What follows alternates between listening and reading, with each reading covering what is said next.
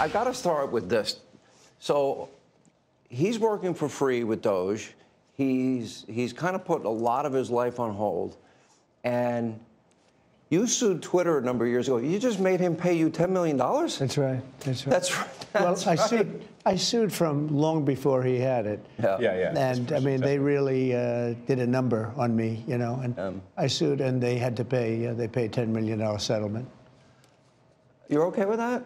I mean, I left it up to the lawyers and you know the team running Twitter. So I said, you guys do what you think is the right. It makes sense. I think it's funny. I think it's a very low. I was looking to get much more money than that. So you gave him a discount when the lawsuit. He got a he got a big discount. I don't think he even knows about it. He's become one of your, if you read and believe the media, he's become one of your best friends. He's working for free for you. Well, I love the president. I just want to be clear about that. You don't care about that? I know. I love the president. You love the president. I think President Trump is a good man, and he's, you know. It's nice the way he said that. You know, there's something nice about it. It really is. You know, because I mean, the president's been so unfairly attacked in the media. It's really outrageous.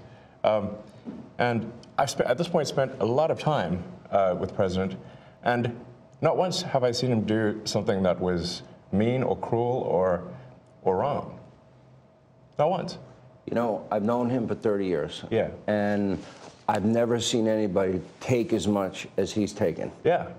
And we've discussed this, and I'm like, how do you deal with it? Did I have a choice? Well, you would say that to me. I'm like, what am I going to do? Worry about it? And, you know, and then culminating in 2 assassination attempts, which resulted in your endorsement. Well, I was going to do it anyway, but that was it. Precipitating event, yes. That speeded it up a little bit? Yeah. The day of the assassination. I didn't know that. Yeah. It sped it up, but I was going to do it anyway. Mr. President, with your indulgence, I'm convinced that people only know a little bit about Elon. I don't think they know everything about Elon, because as I studied and prepared for this interview, I learned a lot about you that I didn't know. I think people will think about Tesla. Democrats are demonizing you and trying to make the country hate you. I just want people to understand you a little bit better, and the person that you've gotten to know and have now put a lot of trust in. Yeah. And, you know, just let's go over a little bit of your bio, starting with PayPal and how you became involved in Tesla and SpaceX and Neuralink and all these. Take a while. I mean, you know, I think the way to think of me is like I'm a technologist, and I try to make technologies that improve the world and make life better. Your shirt. Yeah, and that's why I like my T-shirt says tech support, because I'm here to provide the president with technology support. And now that may seem like, well, is that a silly thing? But actually, it's a very important thing, because the president will make these executive orders, which are very sensible and good for the country, but then they don't get implemented. You know, so. If you take, for example, all the funding for the migrant hotels, the president issued an executive order where, hey, we need to stop taking taxpayer money and paying for luxury hotels for illegal immigrants, which makes no sense. Like, so obviously, people do not want their tax dollars going to fund high-end hotels for illegals, and yet they were still doing that even as late as last week.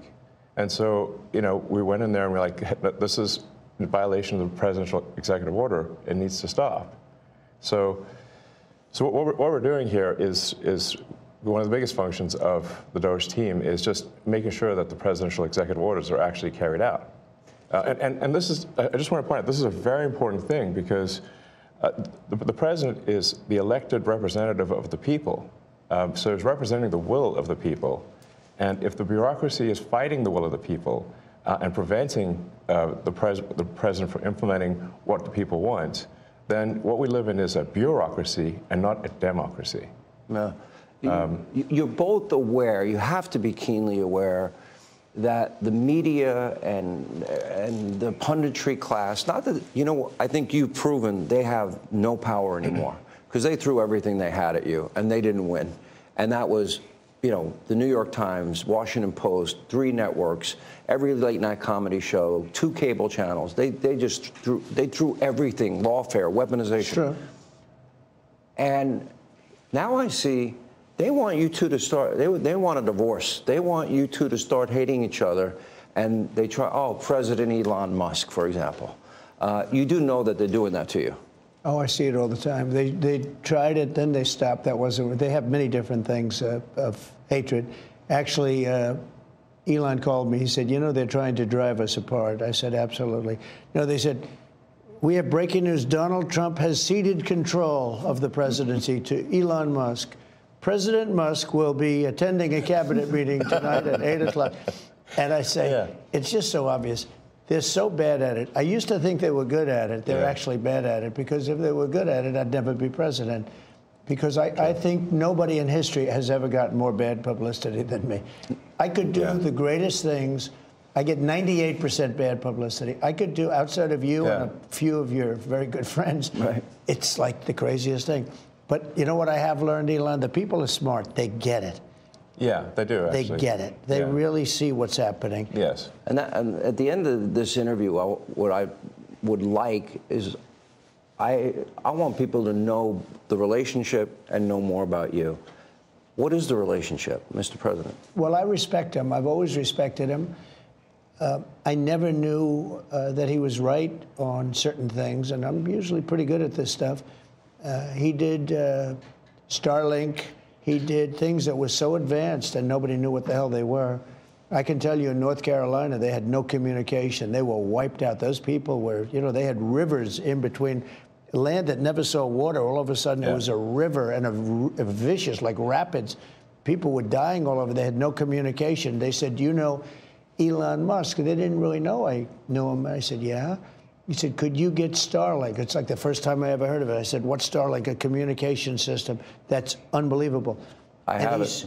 Yeah, and he said, I called him and I said, "Listen, they really need it." And he got like thousands of units of this communication, and it saved a lot of lives. He got it immediately, and you can't get it. I mean, you have to wait a long time to get it. But he got it to him immediately, and I said, "That's pretty amazing," and I didn't even know he had it. We watched the rocket ships, and we watch Tesla. I think, you know, something that had an effect on me was when I saw the rocket ship come back and get grabbed, like you grab a beautiful little baby. You grab your baby. It just hug the rocket. I've never seen everything needs a hug, including rockets. And he said, you know, you can't really have a rocket program if you're going to dump $1 billion into the ocean every time you fly. You have to save it. Right. And he saved it. First time that I've ever seen that done. And nobody else can do it. If you look at the U.S., Russia, or China, they can't do it. And they won't be able to do it for a long time. He has the technology. So you learn. I wanted somebody really smart to work with me in terms of the country, a very important aspect. Because, I mean, he doesn't talk about it. He's actually a very good businessman. And when he talks about the executive orders, and this is probably true for all presidents, you write an executive order and you think it's done. You send it out. It doesn't get done. It doesn't get implemented. They don't implement it. Maybe they're from the last administration, and they are in some cases. You try and get them out as fast as you can. But I could, as soon as he said that, I said, you know, that's interesting. You write a beautiful executive, and you sign it, and you assume it's going to be done, but it's not. What he does is he takes it, and with his 100 geniuses, he's got some very brilliant young people working for him that dress much worse than him, actually. Yeah, they dress in just T-shirts. You wouldn't know they have 180 IQ. Wait a minute. So he's your tech support. No, he is. I actually but he's much more support. than that. Yeah. I literally am tech support, though. But he gets it done. He's a leader. Yeah. He really is. He gets it done. You get a lot of tech people, and you have people that are good with tech, but he gets it done. You know, I said in real estate, you had guys that would draw beautiful renderings of a building, and they'd draw the rendering. It would be great, and you say, great, when are you starting? But they were never able to get it built. They couldn't get the financing. They couldn't get the approvals. It would never get done. And then you have other guys that are able to get it done. You know, they could just get it done. I was in real estate. Same thing in this. He gets it done. So when he said that, he said, you know, when you sign these executive orders, a lot of them don't get done, and maybe the most important ones. And he would take that executive order that I'd sign, and he would have those people go to whatever agency it was. When are you doing it? Get it done, get it done. And some guy that maybe didn't want to do it, all of a sudden, he's signing. He just doesn't want to be bothered. Do a lot of those executive orders have to be codified into law? You need the Republican Congress and to they follow will be. up? A lot of them will be, They will. But look, in the meantime, we have 4 years. The beauty is we have 4 years. That's why I like doing it right at the beginning. Because an executive order is great. I mean, the one problem, it's both good and bad. Because when they did all these executive orders, I've canceled most of them. They were terrible. I mean, we're going to go radical left communist. Okay, it was crazy. Their executive orders were so bad. If they ever got them codified, you'd never be able to break them. So the damage that Biden has done to this country, and it's not even Biden, it's the people that circled him in the Oval Office, okay? But the damage they did to this country, in terms of, let's say, open borders, you know, there's so many things, but open borders, where millions of people poured into our country, and hundreds of thousands of those people are criminals. They're murderers, they're drug dealers, they're gang members, they're people from prisons from all over the world. And we have a great guy, Tom Homan, and he is doing so incredibly. You saw the numbers, they're down like 96%. 95%. He is a phenomenal guy. And Kristi Noem is doing an unbelievable job. And he wanted her, he said, she's so tough. And I said, I don't think of her as that way. You know, she's very nice. He said, no, she's so tough. And she is. I see with the horses, she's riding the horse. Let's go. She's great. But the team we have is really unbelievable. But those executive orders, I sign them, and now they get passed on to him and his group and other people, and they're all getting done. We're getting them done. Let me go back a little bit to your background, because it's beyond impressive. You were the chief engineer, for example. You were an early believer in Tesla. You became the CEO, and then the chief engineer, which was phenomenal. SpaceX, same thing, which is unbelievable. I mean, you were the first company, private company, to send astronauts successfully into space. First private company to send astronauts into orbit. Yeah. That's pretty deep. He's going to go into orbit soon. Okay. Yeah. No, he's going to go to Mars. He's Starlink. At some point. Huh? Yeah. Is in over. I mean, they always ask me, like, do you want to die on Mars? And I say, well, yes, but not on impact. Starlink is in 100 countries. This is going to be hard. I feel like I'm interviewing two brothers here. You go ahead. Star Shield, which could be used for national defense. Yeah, it is already being used for national defense. Then you have what is it called? Optimus, a part of Tesla. The robot, yeah. A robotic arm. Then you have an AI arm. And then you have something that really fascinated me, and it's called Neuralink. Yes. You might help the blind to see, yes, and people with spinal cord injuries, that they can recover, where in the past, how close is that becoming a success? Neuralink, we've implanted Neuralink in 3 patients so far who are quadriplegics, and it allows them to directly control their phone and computer just using their mind, just by thinking. It's like, so we call this product telepathy. So you control your computer and phone just by thinking, and it's possible to actually control the computer and phone faster than someone who has working hands.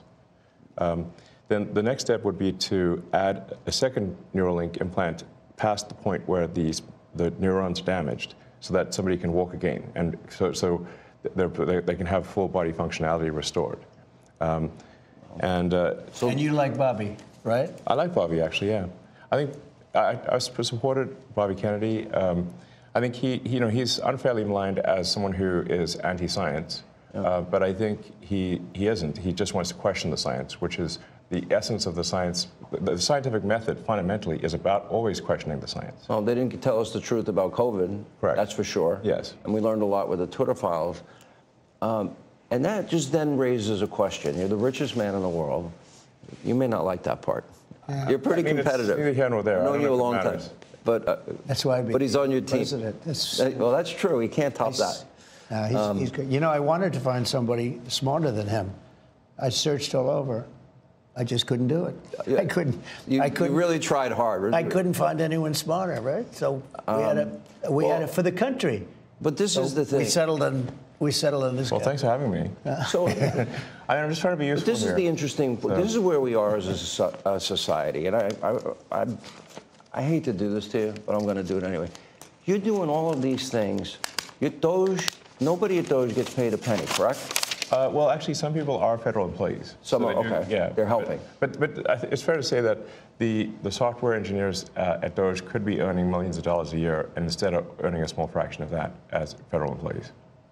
Okay, so and they're very committed people. So yes, you're committed to helping the blind see people with spinal cord injuries recover. Yes. You're committed to getting to Mars. You're committed to rescue. You're going to help rescue next month 2 astronauts that I think were abandoned. They dispute that in an interview. At the president's request, or instruction, we are accelerating the return of the astronauts, which was postponed kind of to a ridiculous degree. They got left in space. They've been there. They were supposed to be there 8 days. They're there almost 300. Biden.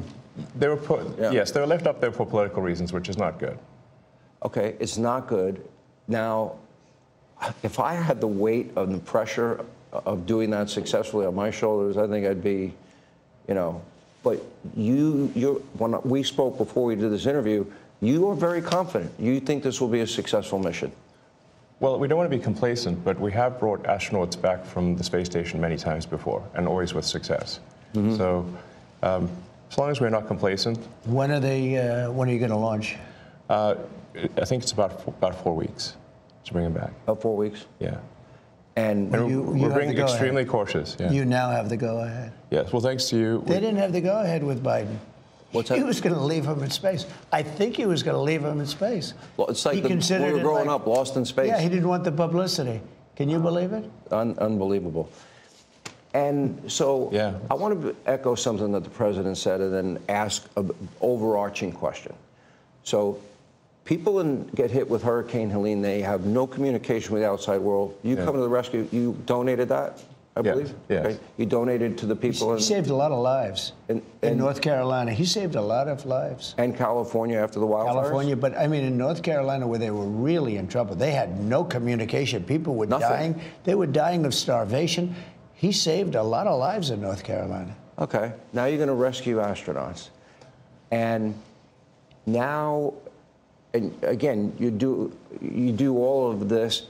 I would think liberals would love the fact that you have the biggest electric vehicle company in the world. Yeah, I mean, I used to be adored by the left, you know. Yeah, not anymore. Less so these days. He killed that, huh? I mean, less so.